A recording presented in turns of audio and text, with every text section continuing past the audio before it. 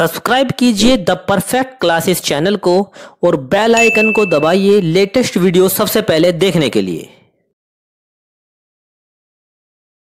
Hello student, the perfect classes में आप सभी का स्वागत है। शिक्षा निदेशालय राष्ट्रीय राजधानी क्षेत्र दिल्ली की वर्कशीट नंबर 18 डिस्कस कर रहे हैं। 26 नवंबर 2020 की वर्कशीट है। क्लास 6 की विषय है हिंदी। अक्षरों का महत्व भाग 4 पढ़ रहे हैं हम लोग। पिछले कार्यपत्रक में हमने पढ़ा कि लेखक गुणाकर मुले ने अक्षरों के इतिहास के बारे में बताया है कि आदमी ने जब से लिखना शुरू किया तब से इतिहास आरंभ हुआ। किसी भी कौम या देश का इतिहास तब से शुरू होता है जब से आदमी के लिखे हुए लेख मिलने लग जाते हैं। अब आगे अतः हम देखते हैं कि आदमी अक्षरों की खोज नहीं करता तो आज हम इतिहास को न जान पाते। हम ये ना जान पाते कि पिछले कुछ हजार सालों में आदमी किस प्रकार रहता था, क्या क्या सोचता था, कौन कौन राजा हुए इत्यादि। अक्षरों की खोज मनुष्य की सबसे बड़ी खोज है। अक्षरों की खोज करने के बाद ही मनुष्य अपने विचारों को लिखकर रखने लगा। इस प्रकार एक पीढ़ी के ज्ञान का इस्तेमाल दूसरी पीढ़ी करने लगी। अक्षरों की खोज के बाद पिछले 6000 सालों में मानव जाति का तेजी से विकास हुआ। ये महत्व है अक्षरों का और उनसे बनी हुई लिपियों का। अतः हम सबको अक्षरों की कहानी मालूम होनी चाहिए। आज जिन अक्षरों को हम पढ़ते लिखते हैं वह कब बनाए गए, कहाँ बने और किसने बनाए, ये जानना ज़रूरी है भी। गद्यांश के आधार पर निम्नलिखित प्रश्नों के उत्तर दीजिए। तो पहला क्वेश्चन है बच्चों, सोचकर लिखिए कि अक्षरों की खोज से मनुष्य को क्या लाभ हुए। तो इसका आंसर हम लिखेंगे अक्षरों की खोज के बाद ही मनुष्य अपने विचारों को लिखकर रखने लगा।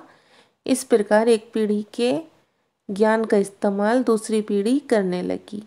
क्वेश्चन नंबर 2 है, यदि अक्षरों की खोज न होती तो क्या होता। यदि, इसका आंसर हम लिखेंगे यदि अक्षरों की खोज न होती तो आज हम इतिहास को ना जान पाते। क्वेश्चन नंबर 3 है, लिखित और मौखिक भाषा की लाभ हानि के विषय में अपने दोस्तों से बातचीत करके लिखिए। तो इसका आंसर हम लिखेंगे लिखित भाषा लिखी जाती है, यह लंबे समय तक सुरक्षित रहती है, इसके माध्यम से इतिहास का पता चलता है। ज्ञान का प्रचार प्रसार भी इसी के द्वारा होता है, परंतु इसे सीखने में समय लगता है और इसके लिए एकाग्र होना पड़ता है। मौखिक भाषा का इस्तेमाल हम अपने दैनिक कार्यों में करते हैं। इसे सीखना बहुत आसान है।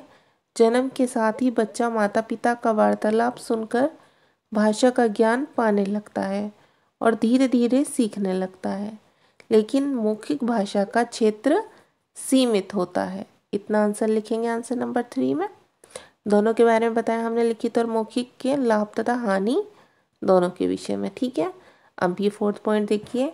वैसे तो संख्याएं संज्ञा होती हैं पर कभी कभी विशेषण का काम भी करती हैं। जैसे नीचे लिखे वाक्य में, हमारी धरती लगभग 5 अरब वर्ष पुरानी है।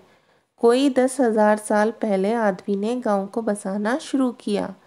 इन वाक्यों में रेखांकित अंश साल संज्ञा के बारे में विशेष जानकारी दे रहे हैं, इसलिए संख्यावाचक विशेषण है, क्योंकि ये संख्या बता रहे हैं। ठीक है, संख्या को शो कर रहे हैं। संख्यावाचक विशेषण का उपयोग उन चीज़ों के लिए किया जाता है जिन्हें गिना जा सकता है, जैसे 4 संतरे, 5 बच्चे, 3 शहर आदि।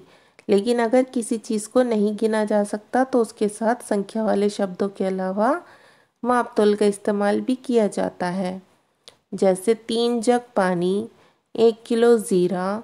यहाँ रेखांकित भाग परिमाणवाचक विशेषण हैं क्योंकि इनका संबंध मापतोल से है।